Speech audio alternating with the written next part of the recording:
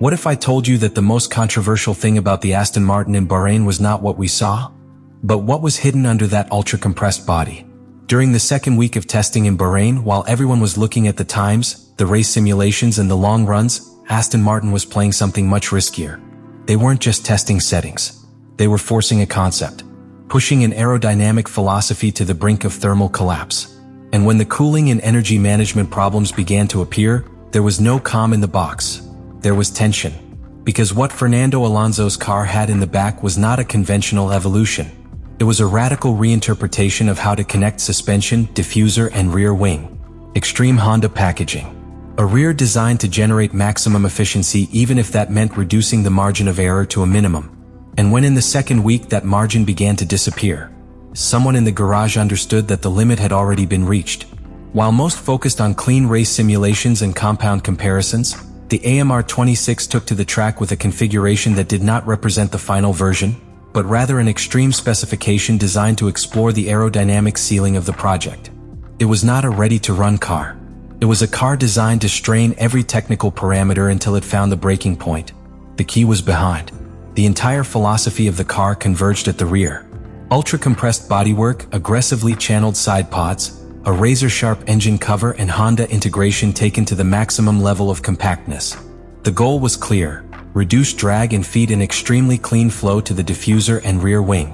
But that level of packaging comes at a price. When you reduce volume, you reduce thermal margin. When you optimize each air channel, any variation can upset the entire balance. The most striking thing was the rear suspension. The arms were placed in a very high position and treated as aerodynamic elements active in the flow. It wasn't just a mechanical decision, it was a declaration of intent. This geometry helped reconnect the flow coming out of the diffuser with the main plane of the wing, generating a vortex structure that stabilized the car at high speed. Something like indirectly recreating the effect that the beam wing previously offered, but reinterpreted within the current regulations. In the first long runs of the second week, there were moments where the car seemed extremely solid in fast corners. The rear end looked planted, with a stability that suggested the concept was working. But Formula One is not forgiving when you force the packaging too much. Temperatures began to play a leading role. Cooling problems began to appear, and with them, difficulties in energy management. When the hybrid part does not operate in its optimal thermal range, performance is no longer constant. And there the tone inside the box changed. The meetings dragged on. The focus shifted to the rear of the car. The data no longer only spoke of aerodynamic efficiency, but also of operational stability. Because the concept was demonstrating something very clear. It had potential, but it operated within an extremely narrow window. If the car was within that ideal range, it was competitive and stable. If it went out even minimally, problems arose. What Aston Martin had hidden was not a miraculous piece. It was a radical philosophy that was committed to maximum efficiency even if that meant compromising margin. And the second week in Bahrain was the moment when that bet stopped being theory and became a reality on the court.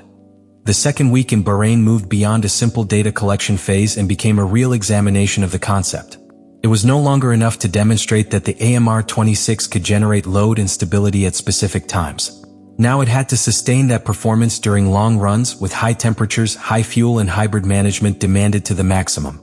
And that was where the experiment began to strain. The problem wasn't that the car was slow.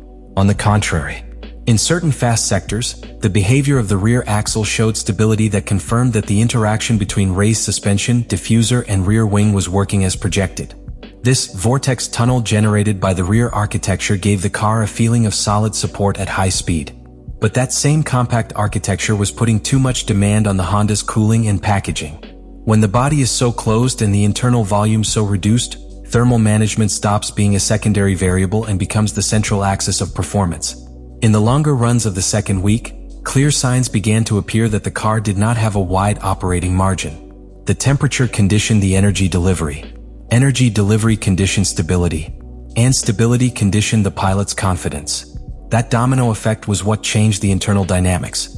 Aston Martin had brought to Bahrain a specification that was not the final one, but rather an extreme version designed to push limits and obtain critical data before Australia. It was kind of an aggressive prototype, not the final product. But when that prototype begins to show fragility so soon, the debate stops being technical and becomes strategic. Because the big question that emerged in the box was simple but uncomfortable. Are we facing a revolutionary concept that only needs refinement, or an architecture that is too radical to sustain a complete season? The atmosphere in the garage reflected that tension. Hours of analysis concentrated in the back of the car. Constant conversations with Honda. Evaluations on how far they could open the packaging without losing the aerodynamic essence that made the concept special. The frustration did not come from failure, but from the contrast between potential and fragility. And this is where the most important factor comes in, the operating window. The AMR 26 was proving to be extremely effective within a very specific range of conditions. But outside that range, the balance became delicate. That means the car was not forgiving. It did not forgive small deviations in temperature, load, or configuration. In classification, it could be a very powerful tool. In the race, with changing variables, it could become a constant challenge. The second week in Bahrain exposed something that until then was only in simulation. The concept was fast, yes, but it was also demanding, complex, and potentially unstable if not tuned with surgical precision. And in Formula One, when a car depends on such a narrow window, each future update must be measured with extreme care. Because any modification can break the delicate balance that makes it competitive. The second week of testing in Bahrain did not end with a clear conclusion in terms of times, but it did leave a much more important internal conclusion. Aston Martin had crossed the threshold between audacity and structural risk. After days of pushing the AMR 26 to the limit, the team now had the complete X-ray of the concept. The extreme defense worked. The raised suspension fulfilled its aerodynamic function. The interaction with the diffuser generated that high-speed stability that they were looking for. But the price was obvious. The car lived within a minimum operating window, conditioned by temperature, energy management, and absolute precision in configuration. And this is where the project enters its decisive phase. Because when you take to the track an experimental specification designed to push limits, the goal is not for everything to be perfect. The goal is to discover how far you can go before something gives. And in Bahrain, Aston Martin discovered exactly that. Not an illegal piece, not a hidden trick, but the real limit of your own technical ambition. The car was not intended as a final version. It was an exploration platform. And the information obtained in that second week was going to determine how much they had to retreat, or how much they could maintain before Australia. The dilemma now is strategic. If they open the body to improve cooling, they may lose some of the aerodynamic efficiency that makes the concept special.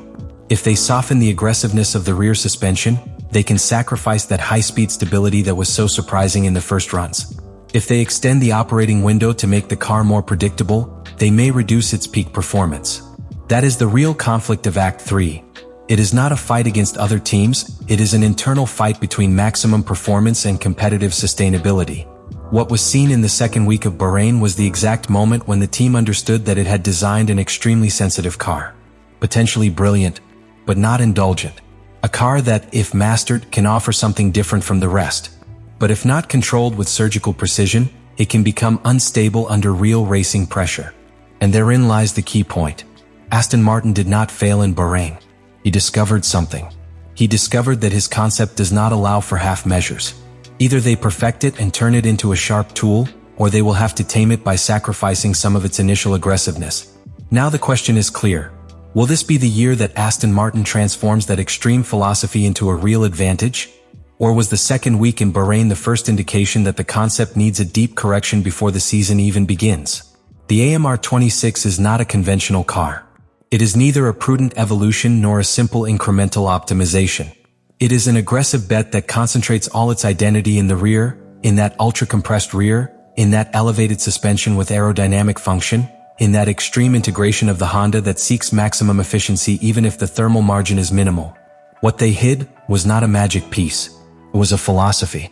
An architecture designed to generate a clean flow, stabilize the diffuser and maximize the connection with the rear wing, recreating effects that the regulations no longer allow directly. And during specific moments in Bahrain, that concept showed that it could work. Now Aston Martin has a key decision before the real season begins.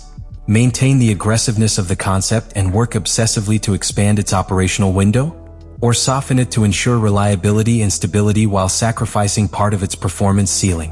What happened in those days was not a simple test. It was the moment when Aston Martin discovered the true character of its car. Let me know in the comments what you think about all this.